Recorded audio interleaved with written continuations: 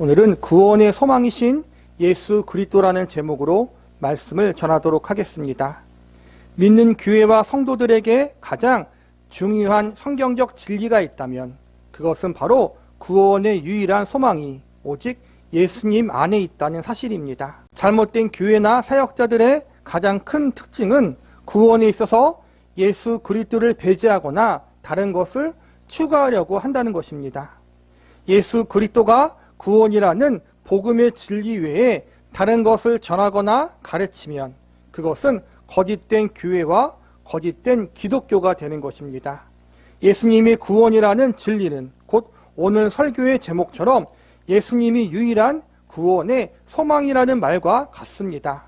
우리는 오늘 본문의 말씀을 통해서 예수님이 우리의 유일한 구원의 소망이 되신다는 말씀이 가지고 있는 의미는 무엇인지 자세히 살펴보는 시간을 가져보도록 하겠습니다.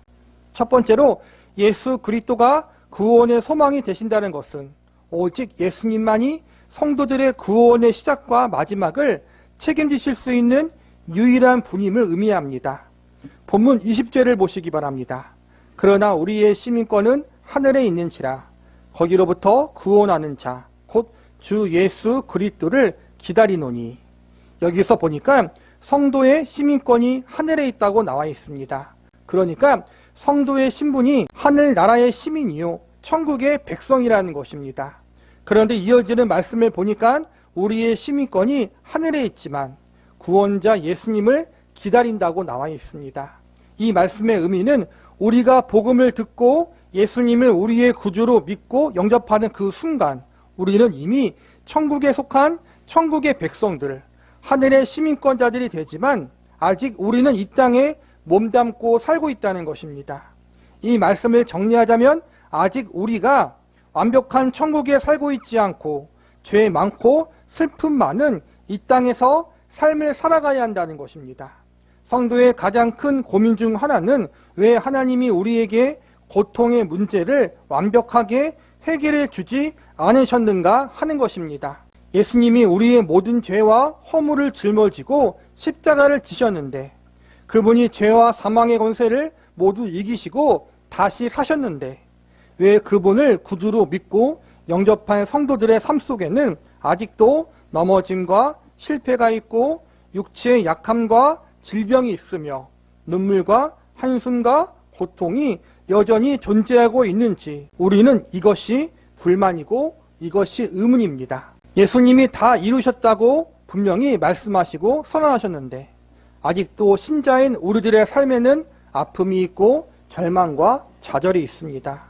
해결되지 않는 고통의 문제들이 넘쳐나 있습니다. 우리가 잘 아는 요한계시록 21장 4절 말씀을 제가 읽어드리겠습니다. 모든 눈물을 그 눈에서 닦아주시니 다시는 사망이 없고 애통하는 것이나 곡하는 것이나 아픈 것이 다시 있지 아니하리니 처음 것들이 다 지나갔음이로라. 여기서 보면 우리가 천국에 가는 그날에 주님이 우리의 모든 눈물을 닦아주시고 다시는 사망이나 애통하는 것이나 곡하는 것이나 아픈 것이 없게 될 것이라고 말씀하고 있습니다. 이 말씀은 성도가 천국에 갈 때 모두 이루어질 것입니다. 그러나 아직 우리가 천국에 가 있는 것이 아니기 때문에 현재 이 땅에서 우리는 자연스럽게 눈물을 흘려야 하고 사망과 아픈 것과 애통하는 것을 경험해야 하는 것입니다. 천국에 갈 것을 예수님을 통해 보증받고 약속받았지만 아직 우리는 이 땅에 살아가고 있기 때문에 모든 죄와 고통에서 완벽하게 자유할 수가 없는 것입니다. 이어지는 계시록 21장 5절에 보면 이렇게 나와 있습니다. 보좌에 앉으신 이가 이르시되 보라 내가 만물을 새롭게 하노라. 여기서 보니까 하나님이 마지막 날에 만물을 새롭게 하신다고 말씀하고 있습니다. 마지막 날에 만물을 새롭게 하신다는 것은 지금은 아직 새롭게 완성되지 않았다는 것입니다. 우리는 우리의 믿음이 부족해서 실패와 넘어짐을 경험하고 우리의 열심과 진심이 부족해서 육체와 마음의 질병, 아픔을 경험하는 것은 아닌가라고 고민을 할 때가 있습니다. 내가 아직 하나님 앞에 모자란 것이 많아서 고통의 문제가 해결되지 않은 것인가라고 생각하며 인생의 문제들 앞에, 고통의 사건들 앞에 더 열심을 내어보기도 하고 작정 기도도 해보고 금식도 해보고 더 많은 헌신을 해봅니다. 그런데 여전히 우리의 삶 속에는 해결되지 않는 고통의 문제와 사건들이 남아 있습니다. 그래서 시험에 들기도 하고 믿음의 회의를 경험하기도 합니다. 그래서 울컥하는 마음으로 교회이고 믿음이고 신앙생활이 다 필요 없구나, 다 때려치고 세상에 나가 내 마음대로 살고 싶다라는 삐뚤어진 생각도 하기도 합니다. 그런데 여러분, 이것이 지극히 당연한 신자의 인생이고 이것이 모든 성도가 경험해야 할 보편적인 삶이라는 사실을 아십니까? 아직 죄악된 세상에 살고 있으니 당연히 우리는 고통과 아픔을 경험하고 실패와 넘어짐을 경험할 수밖에 없는 것입니다. 그러나 다행인 것은 우리를 하늘의 시민으로 부르신 예수님, 성도의 삶도 그 예수님이 책임지고 천국으로 갈 수 있도록 끝까지 인도하신다는 것입니다. 우리에게 구원을 허락하사 성도 안에 구원의 일을 시작하신 예수님이 마지막까지 책임지신다는 것입니다. 그래서 20절에 보면 거기로부터 구원하는 자, 곧 주 예수 그리스도를 기다린다고 나와 있습니다. 거기로부터가 어디입니까? 우리가 몸담고 있는 세상입니다. 또한 예수님을 가리켜 구원하는 자라고 소개하며 구원의 주체가 예수님이심을 강조하고 있습니다.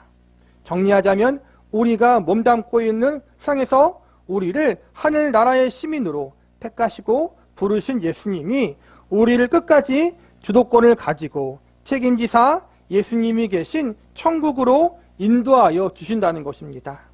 빌립보서 1장 6절 말씀을 보면 이에 대해서 다음과 같이 선언하고 있습니다. 너희 안에서 착한 일을 시작하신 이가 그리스도 예수의 날까지 이루실 줄을 우리는 확신하노라.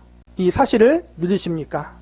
성도를 향한 구원의 시작도 예수님이 주도적으로 시작하셨고 성도를 향한 구원의 마지막도 예수님이 주도적으로 책임지신다는 것입니다. 구원의 시작과 마지막이 우리에게 달려있는 것이 아니라 오직 예수님께 달려있다는 사실, 이것이 우리 믿는 자들의 소망입니다. 천국을 소망하는 사람들은 그러므로 예수님을 소망하는 사람들입니다. 나의 그 어떠함이 아니라 예수님이 우리의 구원의 유일한 소망이라는 사실을 우리가 잊지 않고 반드시 기억하시기 바랍니다. 두 번째로 예수 그리스도가 구원의 소망이 되신다는 것은 예수님이 성도들의 구원의 과정을 책임지실 유일한 분이라는 사실을 의미합니다. 20절 말씀을 통해 구원의 시작과 마지막이 예수님의 손에 붙들려 있고 그분이 책임지신다는 사실이 우리의 소망이라는 사실을 배웠습니다. 구원의 시작과 마지막을 책임지신다는 것은 하나님 백성과 자녀된 신분을 예수님이 끝까지 지켜주신다는 것입니다. 하늘나라의 시민이라는 우리의 신분이 예수님 안에서 영원히 변하지 않는다는 것입니다. 신분의 구원, 칭의의 구원에 대해서 예수님이 영원히 책임지신다는 것입니다. 본문 21절을 보시기 바랍니다. 그는 만물을 자기에게 복종하게 하실 수 있는 자의 역사로 우리의 낮은 몸을 자기의 영광의 몸의 형체와 같이 변하게 하시리라. 21절에서 보니까 그는 만물을 자기에게 복종하게 하실 수 있는 자의 역사로라고 나와 있습니다. 여기서 그는 예수님을 의미합니다. 그러니까 예수님께서 만물을 복종케 하시는 만왕의 왕이시라는 것입니다. 예수님이 하나님과 동등되신 분임을 우리에게 알려주고 있는 것입니다. 그리고 하나님과 동등된 예수님께서 만물뿐만 아니라 우리들까지도 복종케 하실 수 있다는 말씀으로 이해할 수 있습니다. 하나님이 구원받은 주의 백성들을 곧바로 천국에 데리고 가지 않으시고 아직 이 땅 가운데 남겨두신 이유가 무엇인지 아십니까? 복음을 듣고 예수님을 구주로 믿고 영접한 그 순간 우리를 천국으로 데리고 가면 참으로 좋은데 하나님은 아직 우리를 이 땅에 남겨두시고 여러 가지 고난과 환난을 경험케 하십니다. 아직 애통하며 눈물을 흘릴 일들이 많이 지나야 하며 육신의 약함과 마음의 아픔을 계속 경험해야 합니다. 왜 하나님이 우리에게 이런 일을 남겨두시는 것입니까? 왜 우리를 즉각적으로 천국에 데려가지 않으시는 것입니까? 그 이유는 고난 중에 하나님의 뜻에 순종하고 환난 중에 하나님 말씀에 순종할 수 있는 자들로 자라나게 하시고 성숙시키는 일을 행하시기 위해서입니다. 단순히 하늘의 시민권자로 부르는 것으로 끝나지 않고 하늘의 시민권자로서의 삶을 살아갈 수 있는 기회를 주신 것입니다. 예수님을 영접하는 즉시 바로 천국에 가면 아무런 아픔도 없고 고통도 없고 죄 지을 일도 없을 것입니다. 천국에 가서도 하나님께 복종하며 살아야 하겠지만 천국에서는 특별히 복종하기 위해서 우리가 갈등을 겪을 일이 없습니다. 영원한 안식과 평강이 있는 천국에서 우리가 하나님께 복종하기 위해서 희생하거나 포기할 것이 없습니다. 그러나 이 땅에 살면서 하나님께 복종하기 위해서는 우리의 많은 것을 희생하고 포기해야 합니다. 무엇보다 나의 고집과 아집을 포기해야 하고 나 자신의 자유와 권리를 희생해야 합니다. 그런데 참으로 놀라운 것은 우리가 하나님 앞에 나의 고집과 아집을 내려놓고 내 자유와 권리를 주장하지 않을 때 우리의 모습이 성숙하게 된다는 것입니다. 나는 순종과 불순종 사이에서 많은 갈등을 경험합니다. 하나님의 말씀이 마음에 들지 않아 내 뜻과 맞지 않아 순종할지 안 할지의 갈등을 겪기도 합니다. 이러한 갈등은 당연한 것입니다. 순종과 불순종 사이에서 고민하고 주저하는 것은 자연스러운 일입니다. 우리는 순종과 불순종 사이에서 순종의 길을 택하기도 하지만 때로는 불순종의 길을 택하기도 합니다. 하나님은 성도에게 자유의지를 주셨는데 우리는 의지를 가지고 순종할 수도 있고 불순종할 수도 있습니다. 그런데 참으로 신기한 것은 우리가 순종할 때뿐만 아니라 불순종하는 것을 통해서도 하나님이 우리를 성숙해 만드는 하나의 과정으로 사용하신다는 것입니다. 순종하면 순종을 통해서 우리를 성숙해 만드시고 불순종하면 우리의 불순종이 얼마나 어리석은 것인지를 깨닫는 자리로 우리를 이끄십니다. 그리고 우리 스스로 순종하는 것이 나에게 유익이고 그것이 나에게 가장 선한 것이라는 사실을 알게 하십니다. 일종의 시행착오를 겪게 하시며 스스로 배우고 깨닫게 하신다는 것입니다. 이 과정을 통해 성도는 하나님의 뜻이 그분의 말씀이 내 생각보다 옳다는 사실을 배우게 됩니다. 순종이 제사보다 낫다는 말씀의 의미를 알게 됩니다. 인내하게 되고 겸손하게 되고 온유하게 됩니다. 우리 안에 조금씩 성령의 열매들이 맺혀 나가기 시작합니다. 이 모든 과정을 거치면서 우리는 이제 불순종의 자리에서 순종의 자리로 가게 되고 억지로 했던 순종이 자발적으로 하는 순종으로 바뀌는 자리에 서게 됩니다. 그리고 나중에는 하나님의 마음을 깊이 이해하며 수긍하는 태도로 하나님 아버지의 마음이 내 마음이 되어 기쁨과 즐거움으로 복종하는 자리에 서게 됩니다. 이 모든 과정을 어디에서 겪는 것입니까? 천국이 아니라 바로 우리가 몸담고 있는 이 땅에서입니다. 그래서 이 땅은 우리가 구원의 완성을 이루어 나가는 장소고 우리가 성화되어지는 현장이 되는 것입니다.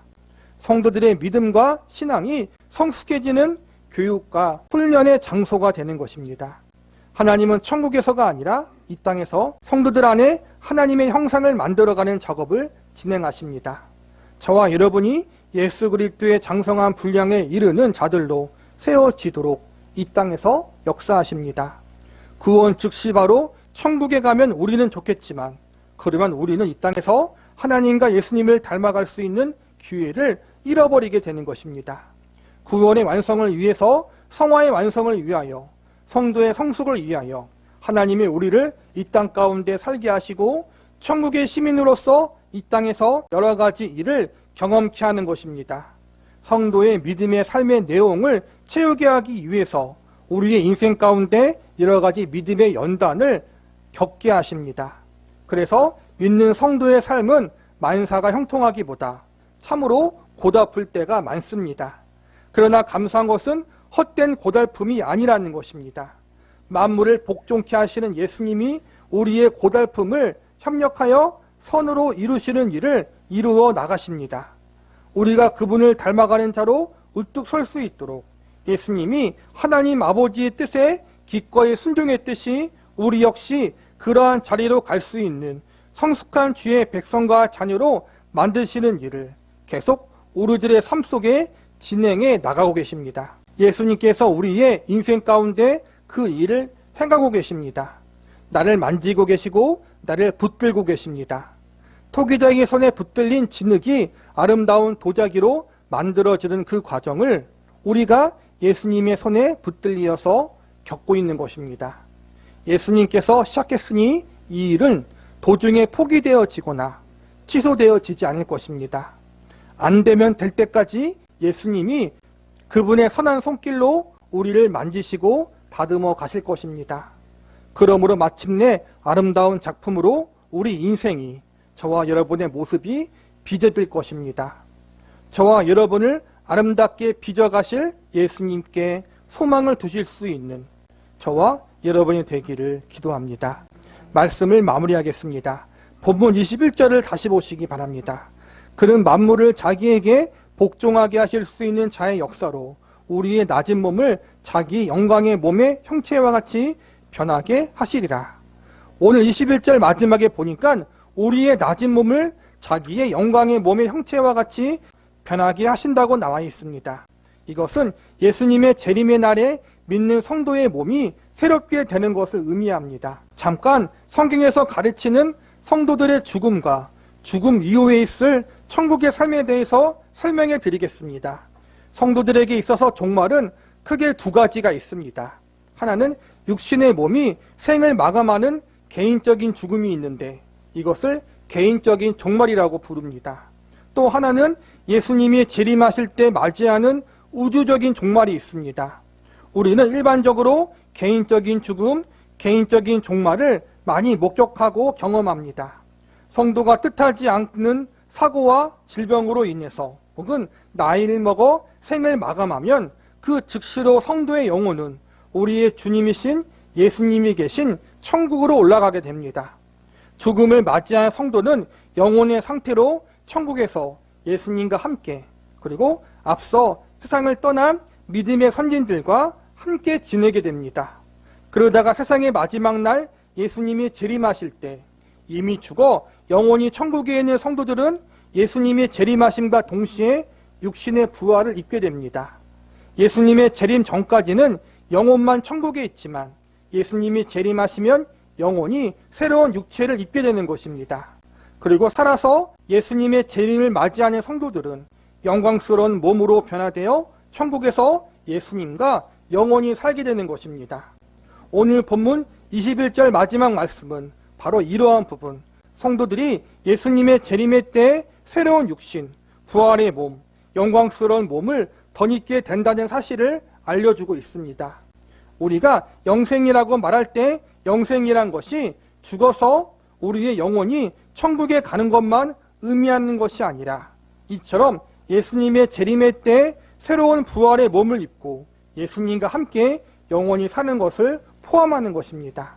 그런데 이 일이 누구에 의해서 이루어지는 것입니까? 예수님의 역사로 된다고 나와 있습니다. 우리를 하늘의 시민으로 택하시어 천국 가는 그날까지 책임지시는 예수님, 우리를 기쁨으로 복종시켜 주님을 온전히 닮아가는 성화된 존재로 이끄시는 예수님, 우리의 부활의 영생에 대한 일까지도 그 예수님이 주도하시고 반드시 이루신다고 나와 있는 것입니다. 예수 그리스도가 구원의 소망이란 것은 결국 예수님이 구원의 시작과 마지막을, 구원의 모든 과정을 책임지고 계시다는 사실을 믿는 것입니다. 우리의 구원이 우리에게나 다른 존재에 달려있는 것이 아니라 오직 나의 구주가 되시는 예수님, 나를 위해 그분의 생명을 십자가에 내어주신 예수 그리스도께 붙들려 있다는 사실을 인정하고 받아들여야 합니다. 사입이나 이단들의 가장 큰 특징이 무엇입니까? 구원의 문제를 놓고 잘못된 가르침을 전하는 것입니다. 구원이 하나님의 선택을 받고 계시를 받은 교주나 선지자 혹은 특정 누군가에게 있다고 주장합니다.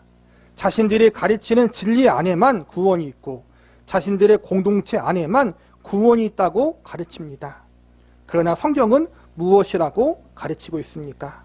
오직 예수 그리스도 안에만 구원이 있다고 가르치고 있습니다.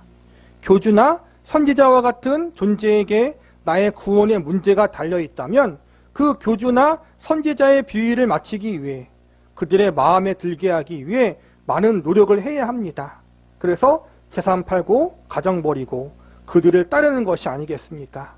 나의 그 어떠함에 따라 구원의 문제가 결정된다면, 다른 존재에 의해서 결정되어진다면 우리의 구원은 환경에 따라, 상황에 따라 시때때로 흔들릴 수밖에 없을 것입니다.